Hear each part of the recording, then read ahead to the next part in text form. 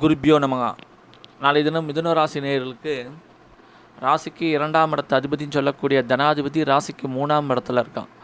3ஆம் இடங்கிறது தனஸ்தானத்துக்கு தனஸ்தானம். 3ஆம் இடம் மட்டும்தான் மாற்றங்கள் ஒன்றே மாறாதது. அப்போ 3ஆம் இடத்துக்கு சந்திரன் வந்தாலே மாற்றங்கள் ஏற்படக்கூடிய ஒரு அற்புதமான நமக்கு இது வரைக்கும் ஒன்றும் மாற்றமே இல்லை, சேஞ்சஸ் இல்லாமல் லைஃப் அப்படியே போகுது. அப்படிங்கிற போது 3ஆம் இடத்தில் சந்திரன் வரக்கூடிய காலங்களில் நல்ல மாற்றங்கள் ஏற்படக்கூடிய அமைப்புகள் ஏற்படும்.